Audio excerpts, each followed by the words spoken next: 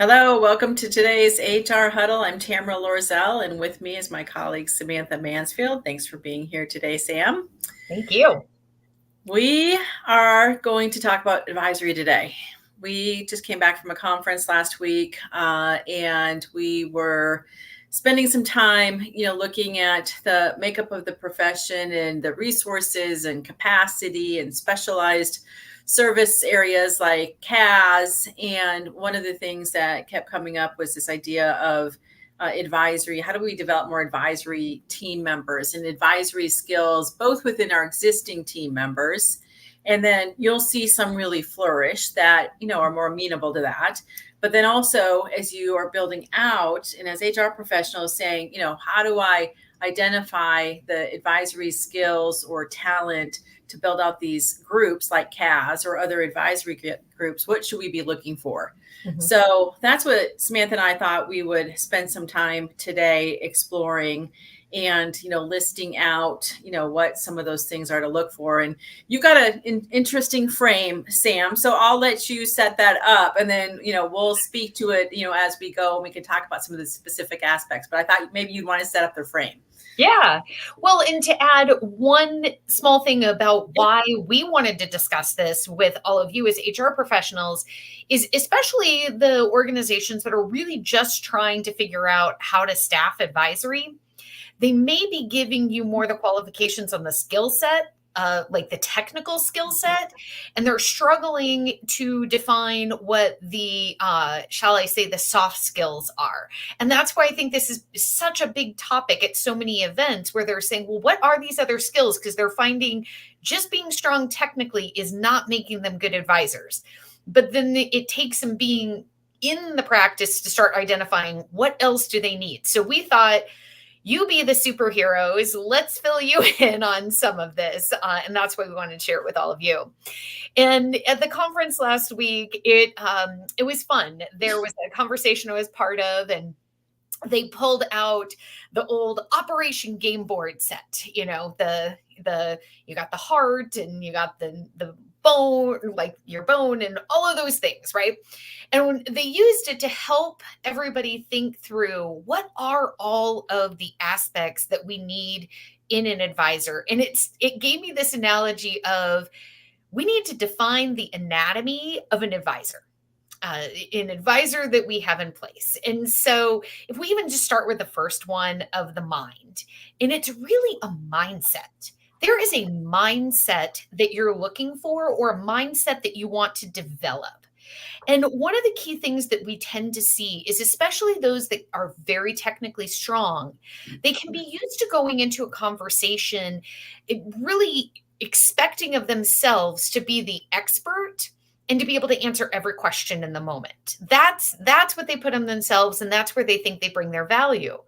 But an advisor has to go in realizing I might not know the answer in this moment and ask questions that would help dig out what the real problem is. And so the mindset is going in as somebody who really wants to listen and learn and realize that they want to use their network, which is the whole firm, to be able to serve this client, not just what I personally know and what I can do for the client. And that's a big piece with the mindset of being an advisor. Yeah, I think that's great. And I think, part of that mindset is also the curiosity. Yes. And asking questions. And I know part of that is really listening for that. So, that's where your, ears, the anatomy, if you look at the anatomy, there, your ears and, mind connected. I have to pause and listen and then be curious and ask questions. And some of us are maybe more innately able to ask questions. I always have a lot of questions. And so, but we can teach it. We teach the art of query. And we talk about how do we develop the ability to ask questions? What kinds of things do we think about? What's kind of a natural next step, like looking beyond, looking big picture, and teaching those skills, I think, is super important. So I think that's very tied to this idea of both listening and then curiosity and then making those connections. with what you learn and what you're going to be able to do with that. So I think that's another very important element. And those connections, by the way, is being willing to have that clean sheet. I don't have all the answers. That's what some of the leaders were talking about last week, is I have to be willing to go in there and not know what all the answers are right off the top. I don't necessarily have a checklist that's going to lead me to a report. Now, over time, we create some of those consistencies and we can make those connections and be able to do that. But each solution is different.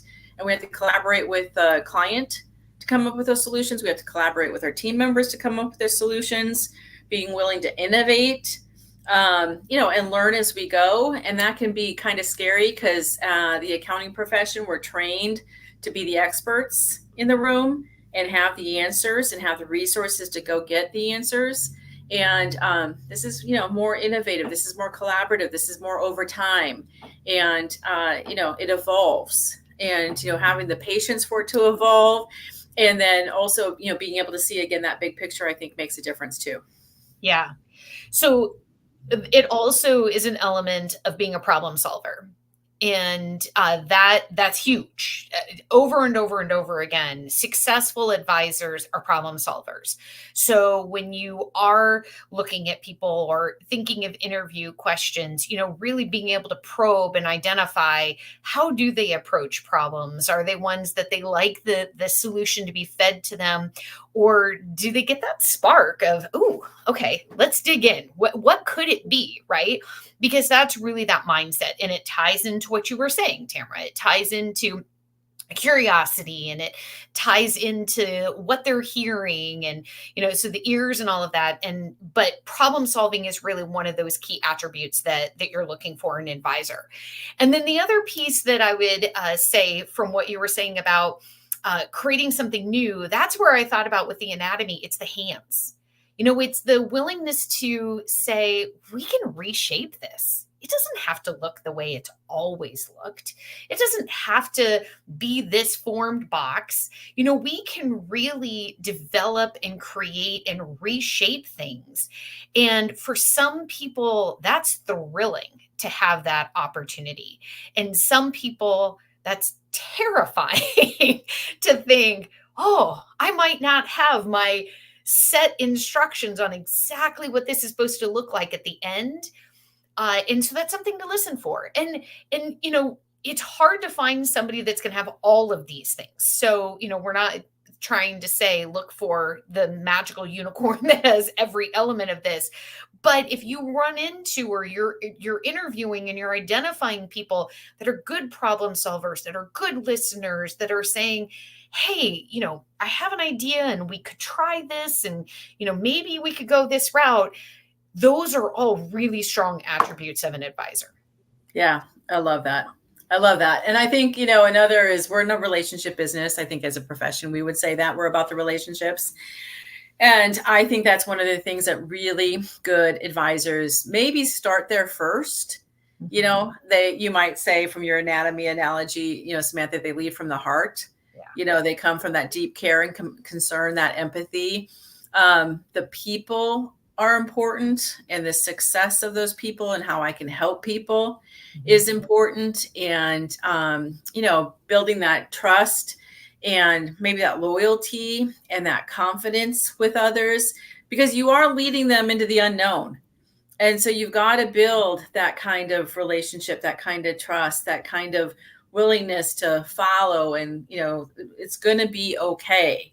And, bring people along with that. And so, and being willing to communicate when things are off track, or what the risks are, or saying the uncomfortable, the elephant on the table, and, calling the elephant out and saying, let's talk about what's going to happen if you don't do that, or let's talk about what will happen if you do choose to go that direction, and some pros and cons. And then we can weigh them together and figure out the best plan of action and communication and all of those things. But they're willing to do that. And you don't always think about that as, empathy or care and concern. you think about that as kind of being maybe, harsh or, confrontation ready. And maybe as a professional, we're conflict averse. But if I really do care about you, I'm not going to let you go down that path and fall off that cliff. I'm going to say, wait, let's make sure if you're really going down that road, you really want to go that direction. Let's make sure that you are set up and you have all the tools that you need to be safe, to be successful, to mitigate risk, to bring other people along. And that communication is super important. But again, it comes back to that relationship, I think, and that trust, and that I have that kind of relationship with you that I can say virtually anything to you, because that's how we operate. Yeah. Yeah, 100% agree. You have to have the heart, because if I don't care, if I don't have the empathy, you're going to run into clients that they've got problems or they've got wonderful success, but where we connect with them and people listen when they know you care, right? There's certainly that old adage, or I think it's Teddy Roosevelt that originally said it, but I don't care what you know until I know you care. 100% applicable to advisory, right? Because are you coming from a place that you really care about me? And so the input you're giving really is for my best interest and my well-being. The other piece that I would attach to the heart element of being an advisor is, are they a teacher? Right? Because are we taking the time to either teach them part of the business language, which is accounting and finance and so on? So am I one to take my time to be able to explain why, these things are important, or why what it says in these KPIs and these reports is alarming, and we need to do something about it, instead of just trust me, but do you have the heart of a teacher? And that will help create some of that loyalty and really strong bonds with your clients, because again, you're making them better as a result of a relationship with you. And Yeah. so I would certainly add that to the heart aspect as well.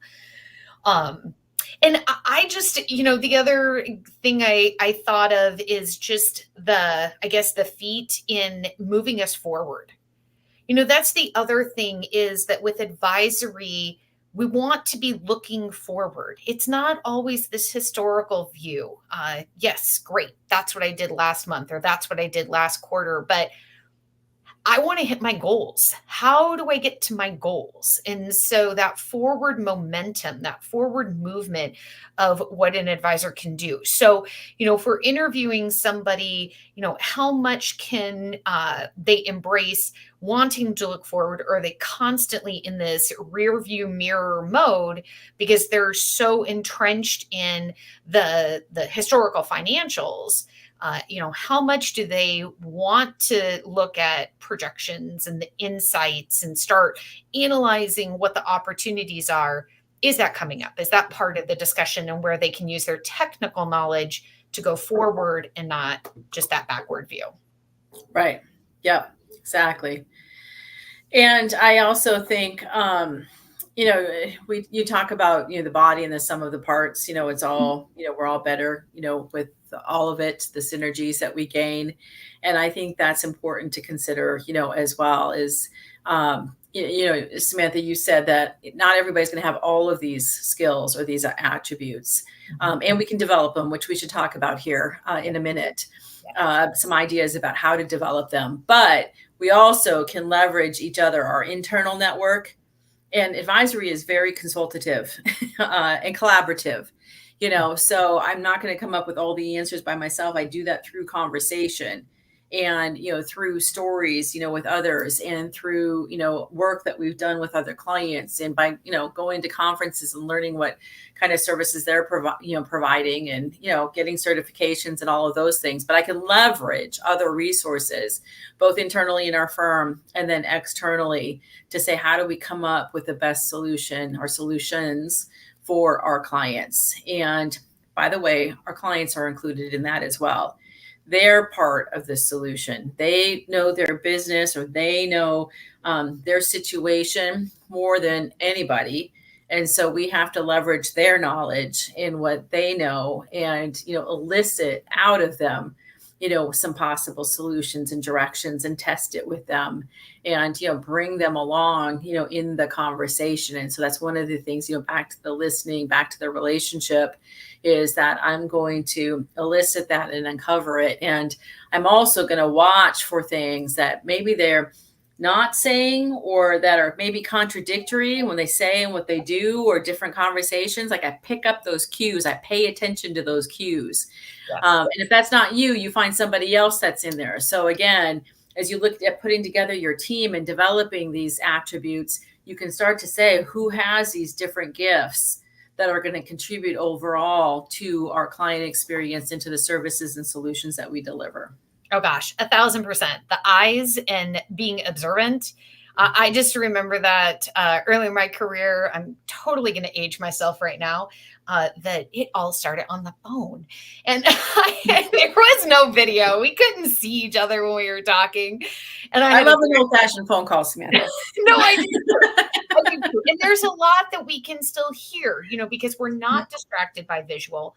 But I had a director say to me once, he's like, oh my gosh, he said, I can only imagine how much further you would be able to go with clients if you could see them, because using my eyes and just watching body language and, like you said, what's not being said and reactions to questions, and there's so much we can piece together by being an observant person. And so watching for somebody's ability to be observant is a really powerful and telling thing. And man, I see that in some of our coachees. Like you watch them, you see that they're being so observant. And I'm like, this was a huge bonus when you start doing more advisory. The last body part I would say, and then starting to get into some of the education, is the backbone for confidence. It is really hard to be an advisor and completely lack confidence.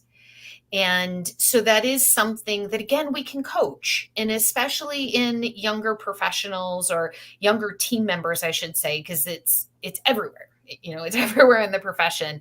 And that is, we can build up their confidence. But if you see somebody who is confident, not cocky, right? Because that can put a distance, but is confident of what their ability is and confident that they can bring value to a client and confident in their knowledge, that is huge.